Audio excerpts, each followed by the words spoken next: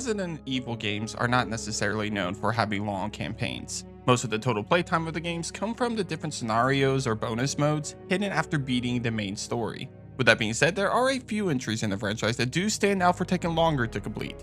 Rather, that is due to them having multiple campaigns in a single game or just outright having a long story to tell. And on this episode of Nerd Space Games, I'm diving into the franchise once again as I give you my rankings for which Resident Evil games take the longest to complete.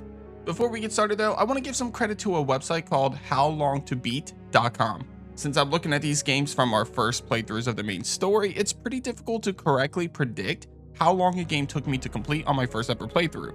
So this website provided me with an estimation of how long each game's main story took to complete, which gave me a basis of where to start with this list. Also, note that a lot of these games may rank differently on the website and even differently from your own rankings.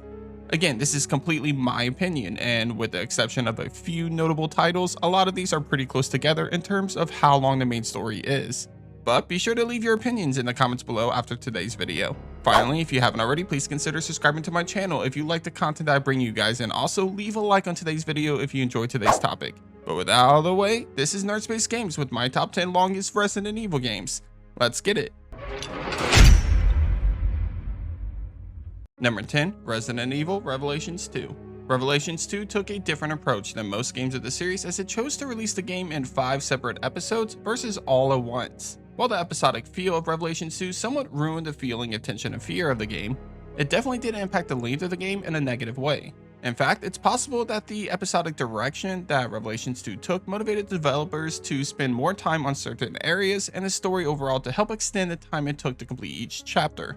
Add that to the amount of cutscenes throughout both Claire and Barry sections of the game, and you're left with roughly a 9-hour runtime of the main story of Revelations 2. Number 9, Resident Evil 7. RE7 Biohazard was another opportunity that Capcom took to reinvent the franchise by going to a more horror-focused first-person perspective. It was also the first game to use Capcom's newest engine, the RE engine. But despite Capcom developing a brand new engine for Biohazard, the developers still found a way to spend a lot of time on bringing us a significantly long experience with the main story. As Ethan Winters, we explore a massive ranch as we battle through the Baker family and molded creatures in search of Ethan's missing wife, Mia. A big part of the game's playtime comes from the fear element. Capcom cleverly played on the fears of the players as we found ourselves slowly making our way through the Baker estate during our first playthrough. Plus, with very limited resources in the first half of the game, we found ourselves struggling to push forward and explore new areas of the ranch. With Jack Baker constantly stalking us throughout the estate and the limited resources keeping us from speedrunning through the game, RE7's main story took us at least 9 to 10 hours to complete on our first ever playthrough. And that's if you didn't make any major mistakes.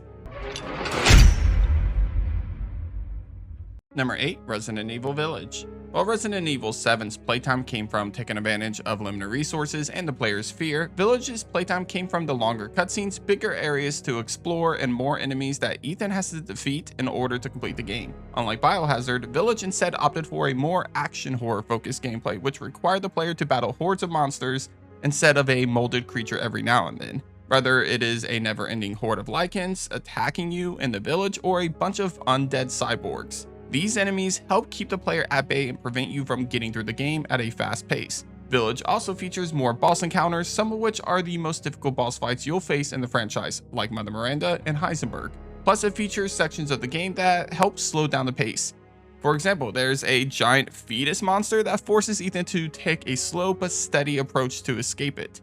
Between the increase in combat, enemies, boss fights, and cutscenes, Village earns itself a spot on this list with a runtime that'll take you no less than 10 hours to complete on your first playthrough. Number 7, Resident Evil Outbreak Files Number 2. I've said this multiple times, but both Resident Evil Outbreak games are easily the most underrated games of the franchise. In the past, on most lists I've included the Outbreak Files on, I usually counted them as one game instead of 2 separate entries. However, for today's list, using that concept seems kind of unfair, so instead we'll be looking at them separately. And while the first Outbreak Files game wasn't long enough to earn a spot on this list, the second game features at least 10 hours of gameplay to complete the main story. Outbreak Files number 2 features 5 playable scenarios, each with some really unique monsters and areas to explore. For example, the Wild Thing scenario allows the players to explore the Raccoon City Zoo, which of course showcases zombie animals. The lions in this level move quickly and are able to keep up with the players, forcing the players to take them down quickly. Another interesting scenario is the Flashback scenario. This one features one of Resident Evil's most underrated stalker enemies, Al Lester, aka the Axeman. While he's stuck in the halls of this abandoned hospital, it becomes more challenging to explore this area and therefore takes longer to complete. Despite Outbreak Files number 2 being multiplayer, trying to beat it on your first playthrough can prove to be extremely challenging and time consuming. And with the virus countdown mechanic and the fact that if you lose it means you start the scenario all over again, it shouldn't become too surprising to find Outbreak Files number 2 cracking the list for one of the longest Resident Evil games. Number 6, Resident Evil 0. RE0 is probably the most controversial in terms of how long it takes to beat the main story. If you were to look online, you'll see first playthroughs taking as low as 6 hours to complete to as long as 15 hours to complete. And to be honest, I think right in the middle makes the most sense for RE0. Say somewhere between like 10 and 11 hours maybe. There are a few different reasons for why this game takes longer than most to complete, but there is one key mechanic that I feel like extends the playtime the most. That of course is the lack of an item box. Instead of using a magic box that connects to every inventory box in the game, you have to drop items and leave them behind. This becomes especially frustrating while you're in the training facility. You'll find yourself dropping items that you think you won't need anymore, like the hook shot, to then find yourself in need of it and having to backtrack all the way back to where you left it at to retrieve it. This mechanic adds a lot more time to completing the game while also making the game more difficult, as you'll have to spend already very limited resources to retrieve valuable items that you left behind due to not having enough inventory space. Add that to the more frustrating enemies of this game and you'll find yourself taking more time than you might expect to beat this game on your first playthrough. Number 5, Resident Evil Remake. This one surprised me, but the more research I did on it, the more I realized that it took most players at least 11 hours to beat the main story of the 2002 remake of Resident Evil. I guess I've played this game so much now that I can't remember a time where I found myself taking this long to complete the game, especially on a normal difficulty.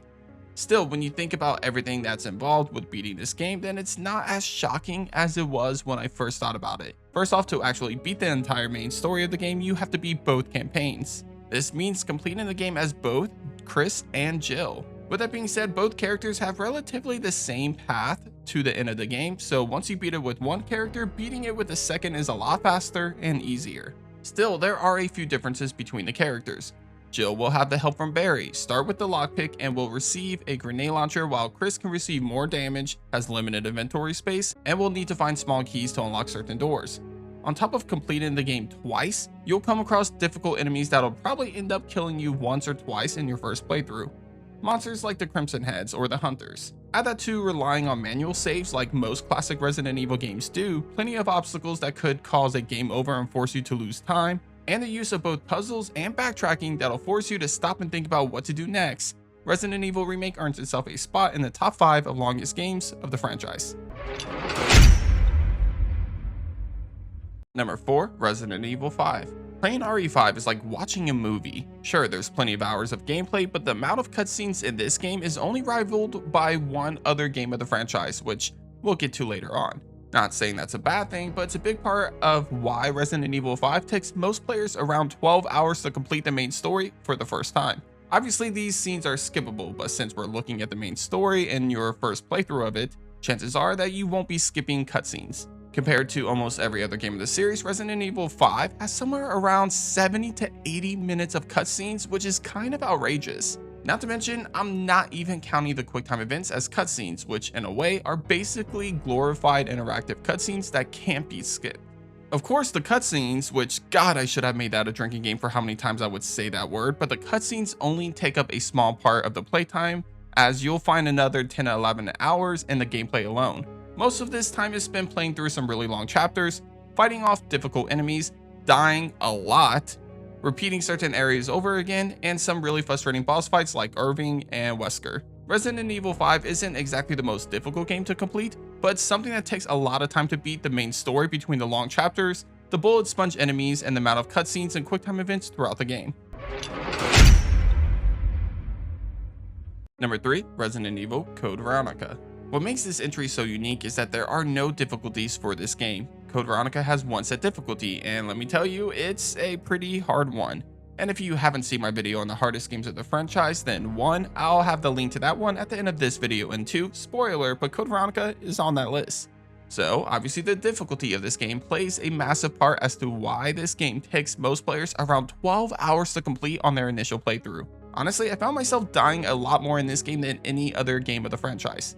And since this is a classic Resident Evil game, then that of course means there are no autosaves, just manual saves using the iconic typewriter. For that reason, you'll find yourself repeating certain sections a lot in this game thanks to the difficult monsters and the amount of backtracking you'll find yourself doing, especially on Rockford Island. The amount of cutscenes are above the average amount in a Resident Evil game, especially the classic ones, and while there's only one campaign to play, Code Veronica allows you to play through 2 areas from 2 different perspectives of the main characters, Chris and Claire. With some of the instant kill boss fights, limited resources scattered throughout the island and the Antarctic base, and the extensive story told in the longer than normal cutscenes, Code Veronica earns itself a spot in the top 3 longest games of the franchise as it clocks in at around 12 hours to beat the main story of the game. Number 2, Resident Evil 4, both versions. Technically, I'm including 2 entries for this spot with this one, but honestly, I feel like I would just be repeating myself a lot if I didn't include them together. So, both Resident Evil 4 and its 2023 remake claims the title for second longest game of the franchise. Both games clock in at just under 16 hours to complete the main story. To be honest, Resident Evil 4 comes close to matching Resident Evil 5 in terms of its cutscenes, as Capcom decided to reinvent the franchise with this title in favor of a more action-focused game. However, there are plenty of factors that contributed to the playtime with this entry. For example, RE4 is basically one massive escort mission in which the player will find themselves constantly having to protect and escort Ashley through dangerous areas. Regardless if you look at the remake or the original, you'll find this to be difficult on its own, especially if you try to race through a section instead of having patience and taking your time. In the original, you'll have to deal with an Ashley that has a health bar in which she could be killed instantly. In the remake, you'll have to deal with a more frustrating AI that'll sometimes jump in front of your bullets, therefore killing her instantly. In both versions, you'll have to prevent the hordes of enemies from taking her away and causing a game over. Again, this mechanic forces Leon to take a more stealthy and slower approach to completing certain sections of the game instead of the normal running and gunning mentality that you might have had. Certain areas in the game also take a lot of time to complete while not being difficult, like joining Mike, the pilot, as you take down an entire military base, or the water room, which requires a lot of patience and staying calm under pressure. Even the boss fights, while not necessarily the most difficult ones in the franchise, could prove to take a lot of time to defeat without the use of a very expensive rocket launcher. Overall, the amount of areas and chapters in this game, the slow escort sections of the game, and the extensive story of Resident Evil 4 all help it land the number 2 spot on today's list.